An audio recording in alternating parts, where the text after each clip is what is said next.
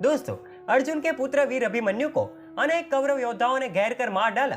कम आयु के उस वीर बालक को मारते समय कौरवों ने तनिक भी संकोच नहीं किया था, क्योंकि अभिमन्यु कौरव सेना का सबसे बड़ा शत्रु बन गया था तथा उसने अनेकों कौरव योद्धाओं का अंत कर दिया था। इसलिए अभिमन्यु को मारकर कौरव फूले नहीं समा रहे थे। लेकिन दोस्तों, अभिमन्यु अर्जुन का एकलौता ऐसा पुत्र नहीं था जिसको कौरवों ने घेर कर मारा था। अभिमन्यु के अलावा अर्जुन के दूसरे पुत्र को भी कौरवों ने इसी षड्यंत्र के अंतर्गत घेरने की कोशिश की थी, लेकिन अर्जुन के इस पुत्र ने अभिमन्यु जैसी गलती नहीं की। उसने सभी कौरव को मुंह तोड़ जवाब दिया और वह कारनामा कर दिखाया जिसे करने में अभिमन्यु भी असफल रहे थे। तो आखिर कौन था अभिमन्यु का वीर भाई? क्या किया उसने उस दिन के युद्ध में और कैसे लिया बड़े भाई की मृत्यु का बदला? तो आइए जानते हैं। लेकिन वीडियो में आगे बढ़ने से पहले हमारे होली एजुकेशन को सब्सक्राइब अवश्य करें और साथ ही कमेंट बॉक्स में जय श्री कृष्ण अवश्य लिखेगा। दोस्तों, अर्जुन का दूसरा बेटा कोई और नहीं बल्कि इरावन था, जिसमें वीरता कूट कूट कर भरी थी, जो अभिमन्यु से बिल्कुल भी कम नहीं था। उसके पास विभिन्न अस्त्र शस्त्रों की विद्याओं का ज्ञान तो था ही, लेकिन उसकी सबसे ज्यादा घातक विद्या थी उसकी माया विद्या, जो उसे अन्य सभी योद्धाओं से अलग करती थी। इरावन अपनी मायावी शक्ति के जरिए बड़े से बड़े राक्षसों से लड़ने की शक्ति रखता था, क्योंकि उसकी माता एक नाग कन्या थी जिनका नाम उलूपी था। इसलिए इरावन एक विशाल नाग देवता के रूप में उभरा और वह अपनी शक्ति के बल पर नागों की सेना का सेनापति बन गया। अब इरावन महाभारत में पांडवों की तरफ से लड़ने वाला वो योद्धा था जिसे मारना किसी भी साधारण कौरव योद्धा के बस की बात नहीं थी। युद्ध में आते ही इरावन ने कौरव सेना में खलबली मचा दी। उसने अपनी युद्ध विद्या के बल पर अनेक गौरव योद्धाओं को हराया और अनेकों योद्धाओं को अकेले ही निपटा दिया। कौरवों के पास इरावन की माया विद्या और उसकी विशाल नागों की सेना का कोई जवाब नहीं था, इसलिए कौरवों ने इसे घेर कर मारने की योजना बनाई।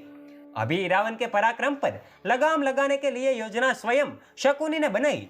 उसने अपने 6 भाइयों गज, गवाक्ष, ऋषभ, आर्जव, सुख और चमोवन के साथ मिलकर अगले दिन के युद्ध में इरावन को हराने की योजना बनाई। अब अगले दिन युद्ध आरंभ हुआ और शकुनी के 2 भाइयों गज और गवाक्ष ने मिलकर अकेले इरावन को चुनौती दे डाली। अभी इरावन ने भी हंसते हंसते चुनौती का स्वीकार कर लिया और कुछ देर बाद उनके बीच एक बड़ा ही घनघोर युद्ध छिड़ गया। तभी ऋषभ और अर्जुन ने पीछे से इरावन पर हमला कर दिया और इरावन घायल होकर जमीन पर गिर पड़ा। लेकिन घायल इरावन ने हार नहीं मानी और तलवार के माध्यम से उन चारों से लड़ता रहा। तभी सुख और चमोवन ने भी युद्ध में दखल अंदाजी की और इरावन पर भाले से प्रहार किया। अभी इरावन पूरी तरह से घायल होकर जमीन पर गिर गया। उसे शकुनी के उन 6 भाइयों ने घेर लिया था और फिर वह हुआ जिसके लिए इरावन को जाना जाता है। इरावन ने अपनी माया विद्या के जरिए बड़ी बहादुरी से लड़कर शकुनी के सभी भाइयों को एक एक कर मार डाला और यह देख सिर्फ शकुनी ही नहीं बल्कि समस्त कौरव योद्धा भी दंग रह गए थे। अब उनके मन में इरावन के नाम का भय बैठ गया था।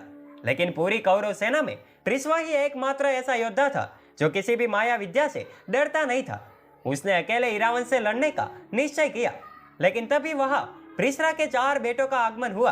उन्होंने स्वयं की इरावन से युद्ध की अनुमति मांगी। उन्होंने कहा, जो गलती शकुनी के भाइयों ने की थी वह गलती हम नहीं करेंगे और इरावन की माया और उसका अंत कर देंगे, क्योंकि हम इरावन को उसकी माया विद्या का प्रयोग करने ही नहीं देंगे। अब त्रिस्वा के 4 पुत्र इरावन से लड़ने के लिए पहुंचे और उनके बीच एक महान घनघोर युद्ध हुआ। लेकिन इस बार इरावन पहले से ही तैयार था। उसने अपनी पिछली गलतियों से बहुत कुछ सीखा था, तो उसने पूरी तरह से त्रिस्वा के 4 बेटों को युद्ध में परास्त किया और एक एक कर मार डाला। युद्ध समाप्त होने के बाद कौरव शिविर में मातम पसर गया और त्रिस्वा अपने 4 बेटों की मृत्यु से बौखला उठा। तब दुर्योधन से त्रिस्वा का दुख देखा नहीं गया और उसने अपने साले सुदक्षिणी को अगले दिन के युद्ध के लिए तैयार किया। अब दुर्योधन का आदेश पाकर सुदक्षिणी अकेले ही इरावन से लड़ गया और अंत में वह भी इरावन के हाथों मारा गया। अब इसके बाद क्रोध में दुर्योधन ने राक्षस अलम्बुस को इरावन से लड़ने भेजा। अलम्बुस बड़ा ही मायावी राक्षस था। अब युद्ध भूमि में अलम्बुस और इरावन के बीच एक बहुत बड़ा युद्ध हुआ।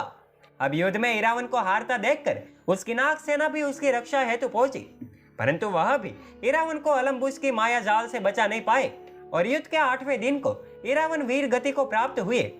वही कुछ पुराण कथाओं के अनुसार पांडव युद्ध जीतने के हेतु देवी चामुंडा को अपनी बलि देना चाहते थे।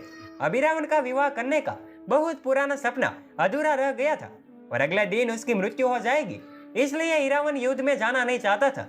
इसलिए स्वयं भगवान श्री कृष्ण ने स्त्री भेष बनाया और इरावन से विवाह किया था।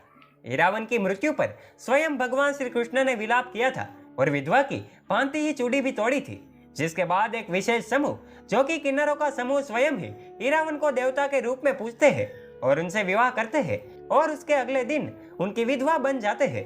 तो दोस्तों, आपको वीडियो पसंद आया हो तो इस वीडियो को शेयर करो, लाइक करो और ऐसे ही मजेदार वीडियो को देखने के लिए हमारे फेसबुक पेज को फॉलो जरूर कीजिए और हमारे यूट्यूब चैनल को सब्सक्राइब करके बेल आइकन दबाना मत भूलें। धन्यवाद।